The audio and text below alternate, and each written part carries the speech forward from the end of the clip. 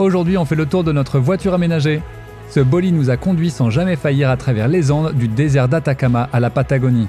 Je trouve cet aménagement génial parce qu'il est très complet et n'importe qui peut le faire sur sa propre voiture. Comme quoi la van life est accessible à tout le monde, pas besoin de dépenser des milliers d'euros dans un véhicule. Dans cette vidéo, on t'explique comment on dort, on cuisine et on se lave dans ce petit SUV de moins de 5 mètres carrés. Sans plus attendre, nous retrouvons Manon pour la visite.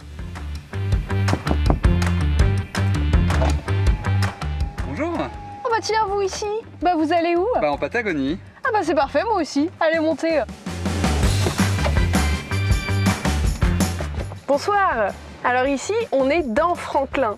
Alors ça peut paraître un peu coquin dit comme ça, mais Franklin, c'est notre fidèle destrier depuis 4 mois. Avec Franklin, on est descendu à la pointe sud de l'Amérique latine jusqu'à Ushuaia et on est aussi remonté jusqu'à la frontière de la Bolivie. Donc on a fait un sacré tour, 18 000 km, il nous a jamais lâchés.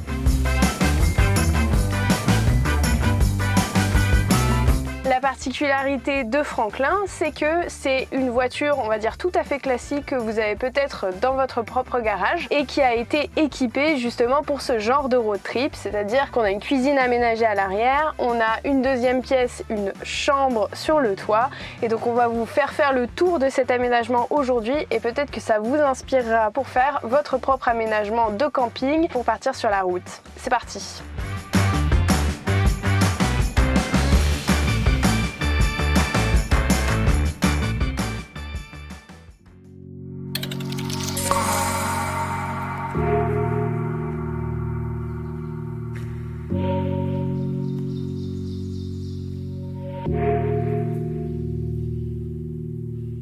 Quelques détails techniques concernant notre véhicule, c'est une Hyundai Tucson. C'est un modèle qui existe en format 4x4, mais nous c'est pas un 4x4, c'est un SUV qui nous permet quand même de sortir, on va dire, hors des routes. On a pu rouler sur le sable, on a pu rouler sur des terrains accidentés avec. Donc même si c'est pas un 4x4, il a une hauteur suffisamment élevée pour nous permettre de vadrouiller un petit peu partout. C'est également une voiture automatique. Sinon, il est équipé tout à fait normalement. On a une autoradio qui fonctionne, on a une clim, un chauffage qui fonctionne. Et puis bah voilà, c'est une voiture. 10h10. Ici vous pouvez voir qu'on est à 252 000 km, c'est assez ouf. Nous on l'a acheté, elle était à 234 000 km. On a fait quelques kilomètres avec quand même, c'est un fidèle destrier. Le voyage touche à sa fin puisque on va la laisser à quelqu'un qui va la vendre pour nous d'ici quelques jours. Donc on va devoir lui dire adieu.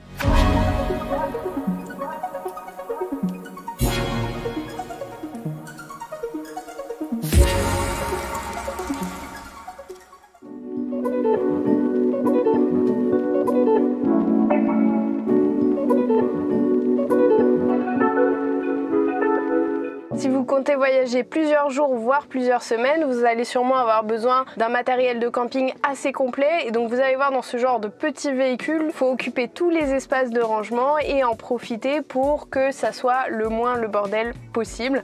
Donc c'est un peu ce qu'on a fait pendant ces 4 mois. Il y a plein de petits rangements ici et là dont on a profité. Donc par exemple, le classique rangement à lunettes où il y avait nos 2 paires ici. On avait également ce rangement là où il y avait pas mal de matériel électronique et de câbles. Et ici on avait vraiment les essentiels. Et donc en fait il y avait quand même pas mal de rangements. Dans la portière de ce côté là, on a le petit spot bagnos avec la pelle à caca. A-t-on véritablement besoin d'un tutoriel? Non. Je ne crois pas. Le petit gel hydroalcoolique, toujours utile. Et puis donc de ce côté-là, boîte à gants, on avait tous les papiers qui nous sont utiles pour passer les frontières notamment. Parfois l'argent liquide qu'on se trimbalait, qui n'est vraiment pas une bonne cachette pour mettre de l'argent, mais c'est là qu'on la bise. On a également profité de l'espace qui est sous les sièges pour ranger des choses, et donc sous ce siège là on avait nos paires de chaussures. On a 3 paires chacun, dont 2 paires de tongs, donc ça prenait pas trop de place. Sous le siège passager on avait l'extincteur et la trousse de secours, donc comme ça qui sont accessibles quand même rapidement en cas de besoin. C'est parti, je vous montre la suite du véhicule. Suivez-moi.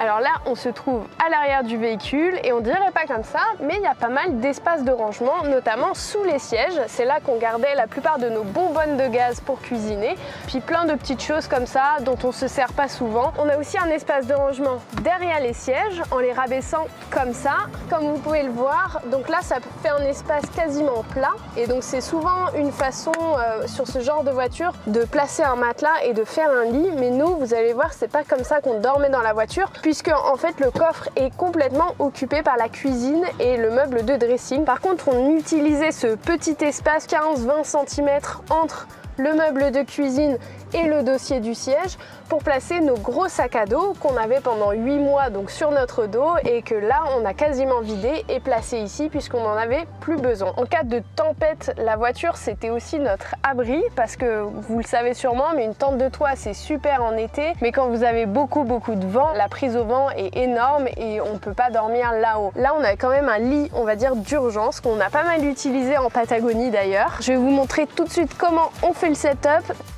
Hop, j'enlève la tête, j'avance le siège à fond, je le baisse à fond et on a une station allongée. Et finalement avec le matelas, la couette et les oreillers, c'était relativement confortable. Le problème c'est que c'était un petit peu court, j'avais un peu les pieds dans le volant et Laurent les pieds dans la boîte à gants, mais ça fait le taf. On a donc setup les sièges en mode lit, on est bien à plat, franchement, on s'est pris la petite couette de là-haut, on a les petits oreillers, on est bien. The next day. Il a fait genre mais 0 degré dans la caisse, là il y a du givre. Moi j'ai pas bien dormi. Avant de passer à la visite de la cuisine, je t'invite à t'abonner. Sur cette chaîne, on te propose de t'évader avec nous en Patagonie et on te donne des tips pour tes futurs voyages. On poste des vidéos tous les dimanches à midi et on y met du cœur, donc n'hésite pas à suivre toutes nos aventures.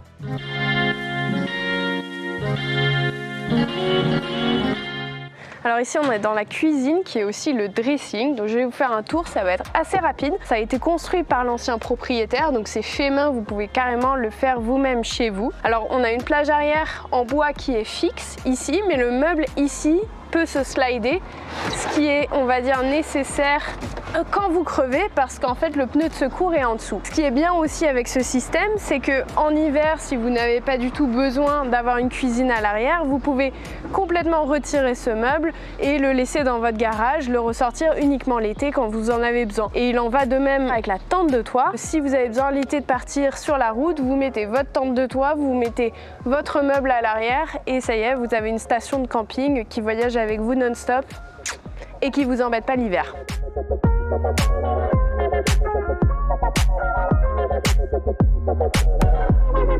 Alors ici on est dans la cuisine. En général quand on veut couper la nourriture, on se met sur ce petit plan de travail qui a un petit support ici et qui permet de le maintenir. Ici on a le réchaud qui est fixé grâce à des petits pieds en bois. C'est tout simple, ça peut vraiment se faire par n'importe qui. Et ici, on a le garde-manger, donc c'est là qu'on gardait toute la nourriture. Maintenant, on l'a un peu vidé, il y a un petit peu tout et n'importe quoi parce que il n'y a plus de nourriture, on a tout mangé. Et ici, vous avez le placard à vaisselle.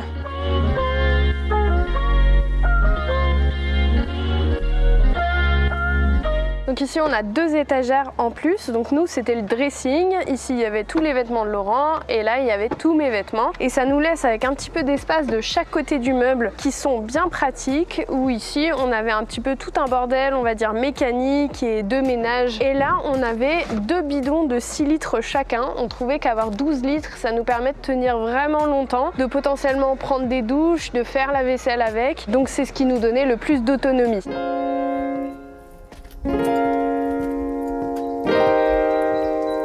Sur ce genre de véhicule, vous avez aussi une prise 12 volts dans le coffre. Donc à savoir que si vous construisez votre propre meuble et que vous savez que vous voulez par exemple une petite glacière électrique, vous pouvez construire un meuble aux dimensions qui vous laisseront suffisamment d'espace pour placer une petite glacière ici. Ici on a une caisse dans laquelle on gardait majoritairement la vaisselle sale et c'est là-dedans qu'on faisait la vaisselle. On a un jerrycan de 20 litres au cas où on faisait des longues distances sans pouvoir rencontrer de station essence. Et on a aussi 2 petites chaises de camping. On n'a pas trouvé qu'il y avait tant d'utilité à avoir une table de camping. Ici vous avez une petite guirlande de lumière, en général qu'on accroche ici quand on cuisine de nuit. Ça arrivait pas trop au début du voyage parce qu'on était en été dans la région, mais en ce moment, au contraire, il fait nuit vers 18h30. On a pas mal cuisiné de nuit.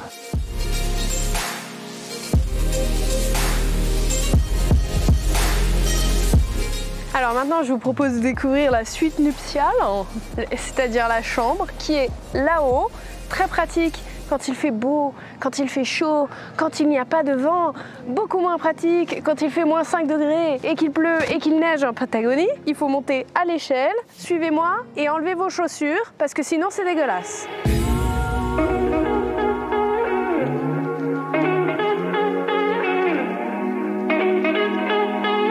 Alors là, on est dans la chambre, elle est vraiment super confortable parce qu'elle est grande. La plupart des tentes qu'on met au sol sont un peu étroites et pour nous c'était important pour voyager pendant 4 mois qu'on puisse être vraiment à l'aise, surtout avec un Laurent qui fait 1m84. Donc là, le lit, il fait 1m30 de large et il fait 2 mètres de long, donc c'est parfait au niveau de la longueur. Et ce qui est super, c'est que c'est un vrai matelas qui est là. Du coup, on n'est pas sur un matelas pneumatique, on n'est pas sur des tout petits tapis de sol en mousse, on est sur un vrai matelas d'environ 7 cm.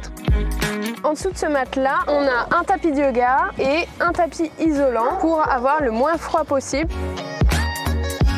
En général ici, on a 2 oreillers chacun, donc il y a 4 oreillers, on a une couette double et on a un plaid double pour avoir un maximum de chaleur. Et on a aussi chacun un duvet, des bouillottes au cas où il fasse vraiment très froid et on peut a priori replier la tente avec tout ça à l'intérieur, ce qui est super confortable. Il n'y a pas beaucoup de rangement dans cette tente vu qu'elle est pliée la plupart du temps, mais on a quand même des petites poches ici sur les côtés qui sont pratiques pour mettre les cache-yeux, les boules qui est. Et ici, on a aussi une petite guirlande de lumière. Ça nous évite de devoir absolument chercher une lampe torche et puis ça fait une petite lumière tamisée qui est toujours sympa pour les nuits ambiancées en... Alors sur ce genre de modèle de tente, comme la plupart des tentes, vous avez des ouvertures sur les 4 côtés de la tente. Vous avez une partie moustiquaire et vous avez encore une autre partie ici pour avoir un maximum d'isolation. Ce qui est super, c'est quand il fait très chaud, vous pouvez tout ouvrir la nuit et avoir un vrai courant d'air, c'est super agréable.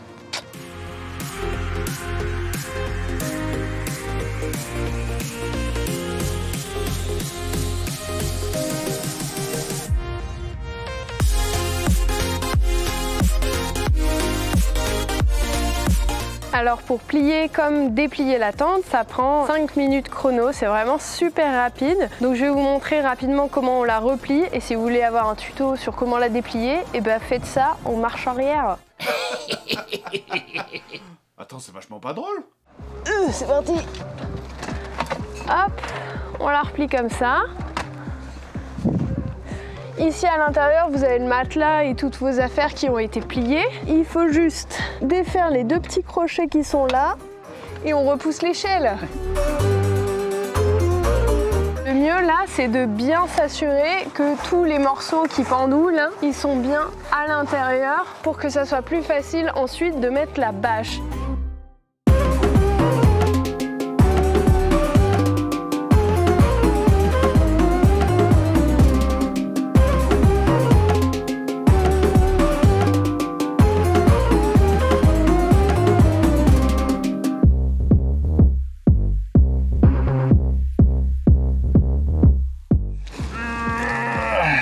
J'ai pas les mains dans le cambouis, non.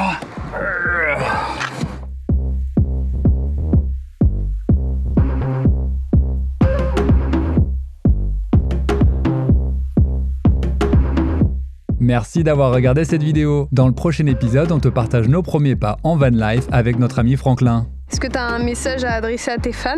Mes fans? Non, je suis pas fan. Personne m'aime. T'as 1700 fans. Merci de nous suivre et abonnez-vous. Tiens.